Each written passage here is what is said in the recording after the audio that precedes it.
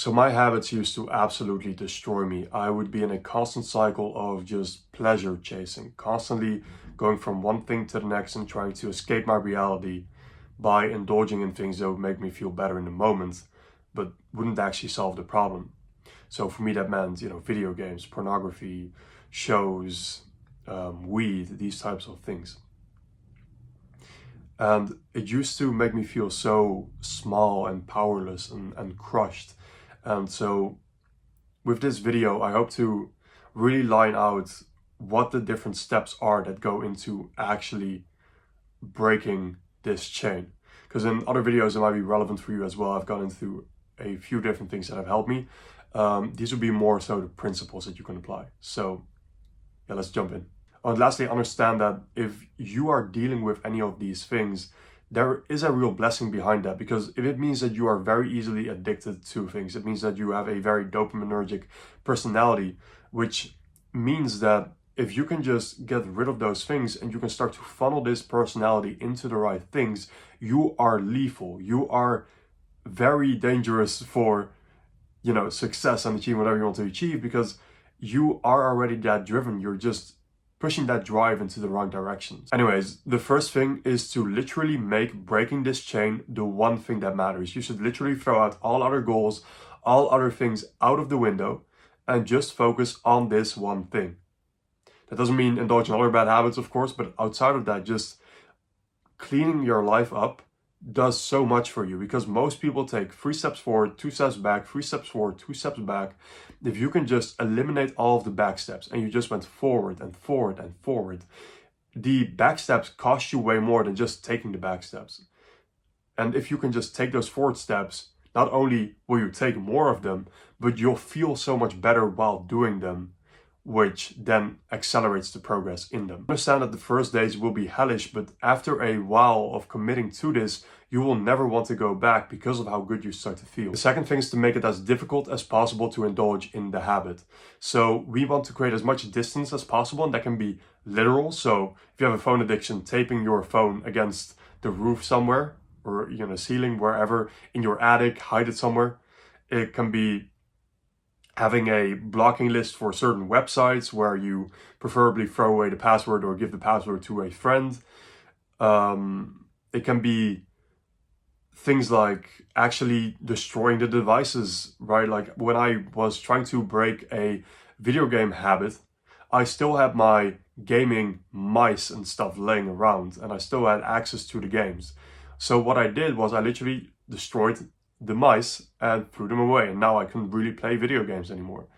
Really simple hack. But if you still have the opportunity, if you still have the possibility, it's going to be way easier to indulge in it, because you're even going to be taking up brain space. The moment you make it not be an option, the brain space it takes up is going to diminish by a lot. Then another thing would be to set up a fail-safe, which is a habit that you indulge in before indulging in the bad habit. So it would be something like journaling for a while, meditating for a while, watching a certain video that speaks about you being a pussy for indulging in whatever bad habit it is, maybe this video. And creating severe consequences for yourself is very powerful as well. So making a pact with yourself, stating, if I indulge in this thing, I will have this as a consequence. For example, cutting sleep, fasting for an entire day, meditating for an hour, anything that is difficult and you don't really want to be doing. That will work very well. Third thing is vibration. If you are always vibrating at a high level, which is a state like love, like joy, like reason, you wouldn't be indulging in anything bad. It is when we get in lower states like desire, like guilt, like shame, like fear, anything that is just a negative level of vibration or a low level, a negative emotion, generally speaking, that is when the bad habit happens. So we want to make a pact with ourselves to never indulge in making any type of decision when we are in that low state and just go off of reason. Then what we do is we implement some type of workout, we implement some type of self-transcendence of serving other people, of being there for other people. And by that, we bypass the bad habit that we want to indulge in. The fourth thing is momentum. A big reason why you might be stuck in this certain type of behavior is because you're not seeing momentum you would like to see, and you escape that because you're not in the position that you want to be in. Now, the funny, or well, it's kind of sad, but crazy thing I would say is that giving up these things would allow you to build the momentum to actually get rid of it. So if you can understand that and you can really look at it from, okay, if I can suffer for this amount of time and I can get the momentum I need to have, then you kind of get to a certain launch speed. You get to a certain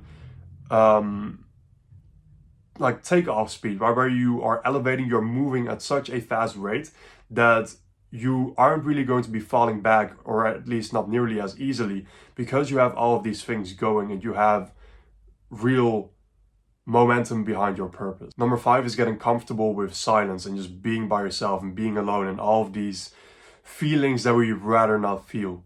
And obviously a powerful tool for this is meditation, but in general, just start becoming comfortable with the uncomfortable. When we use some type of bad habit, some type of vice, whatever it is, it generally is because we want to escape something in our present, and it often, at the core of it, is the uncomfortable feeling of something is not going well, I don't feel good about that.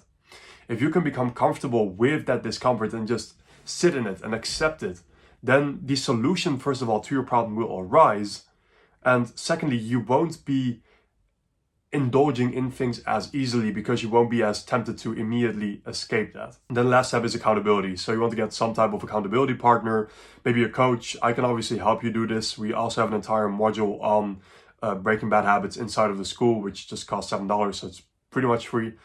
And these things would really set you up. Just don't try to do this by yourself. Get, your dad or your mom or your sister or your brother or a good friend or whoever you're comfortable sharing this with.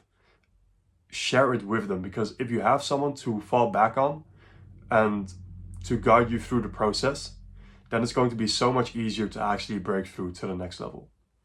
So I wish you the best of luck with dealing with these things, and reach out to me if you need any help with that, and I wish you a very good day. See you next video.